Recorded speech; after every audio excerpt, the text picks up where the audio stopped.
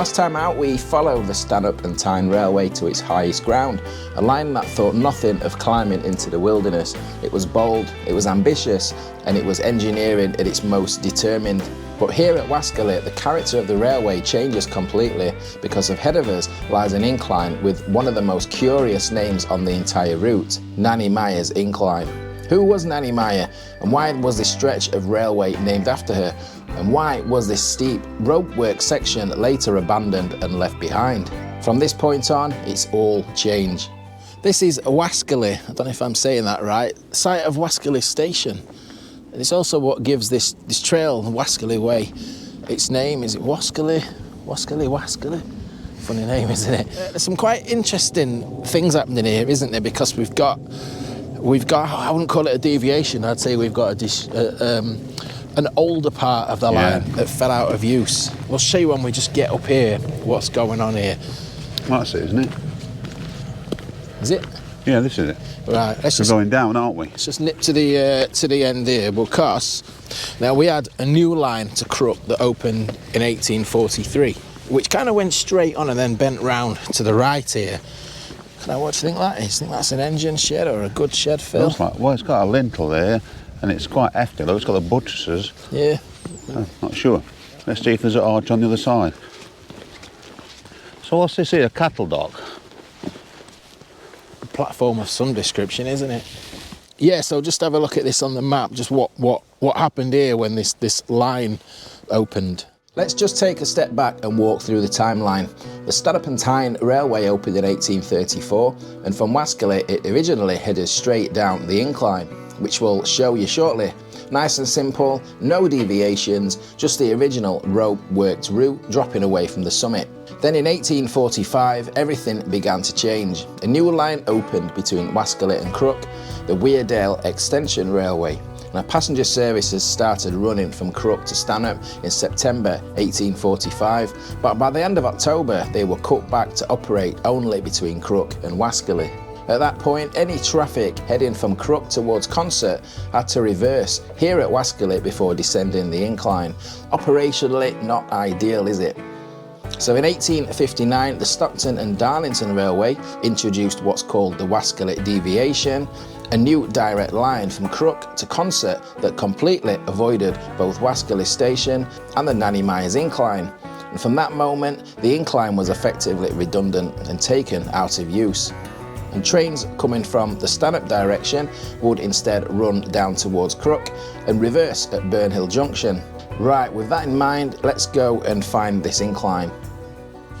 Well, look, you can see it dropping off. You can see the incline here. So it's 1 in 14 this gradient. So compared to some of the ones we've been seeing, this is decent. 3/4 of a mile long.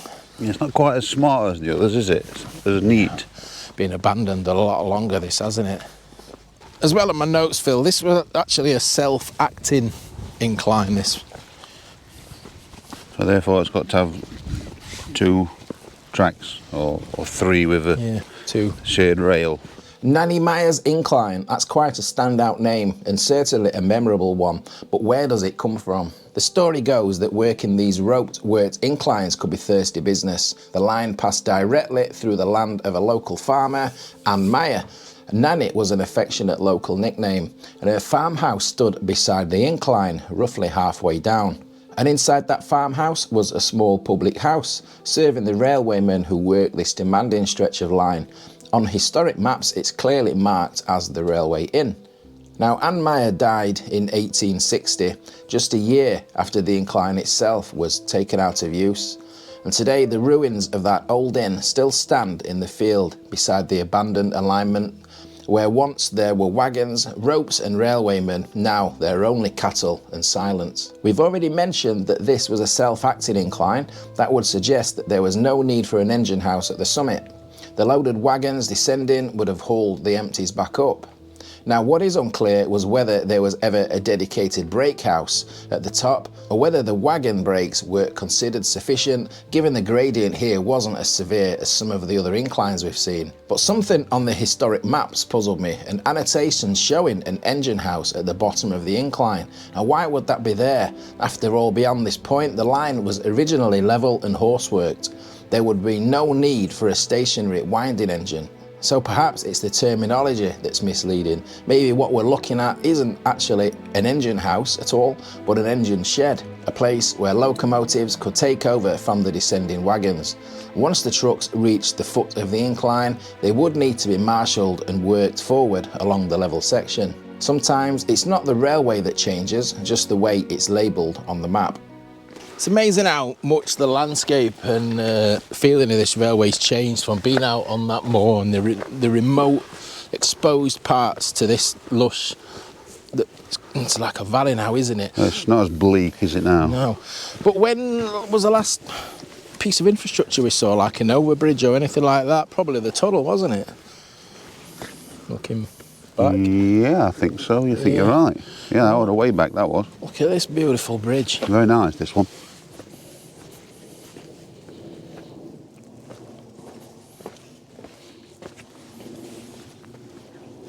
I'm still struggling to get my head around the difference in elevation between the other line and this line.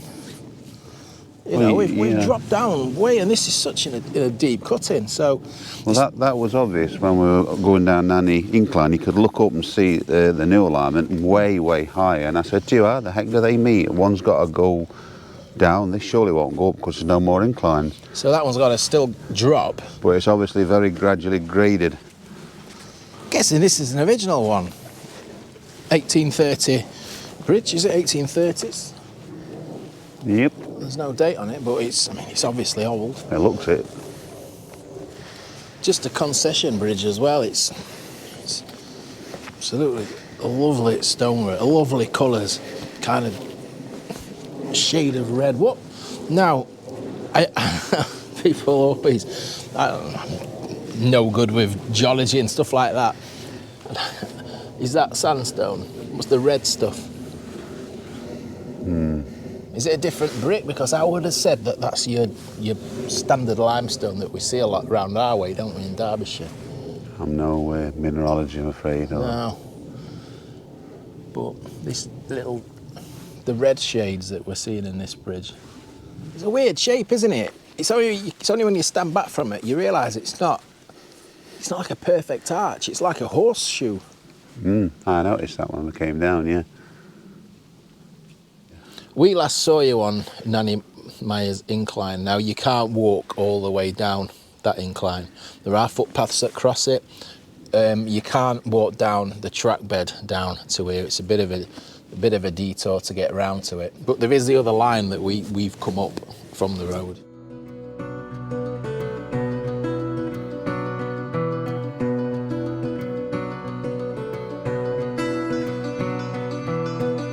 From Healeyfield Bridge, the two routes eventually converge at Whitehall Junction. By this point, the railway had changed significantly.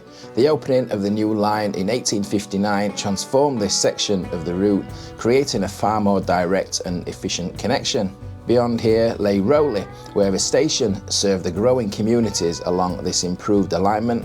The first station here opened in 1845 as Cold Rowley, under the Stockton and Darlington Railway, but when the new Crook line opened, that station was renamed, upgraded and firmly established as part of the main working route. And passenger services continued here right up to 1966. And in a nice twist of preservation history, the original station building now lives on at Beamish Museum, a small surviving reminder of this once important section of line. And from here, the railway pushes on towards one of its most spectacular structures, and that will be the subject of the next episode.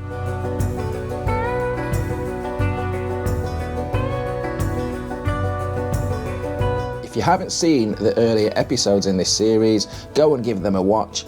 We've explored the lost industry in the valleys above Stanhope, we've climbed the brutal inclines to the remote heights of Parkhead, and we've battled the winds across Waskerley. If this kind of railway and industrial history is your thing, have a look through the back catalogue. There's plenty more waiting for you there. And a big thank you to my channel members and supporters. I genuinely couldn't do this without you. And don't forget to like and subscribe if you've enjoyed the journey so far.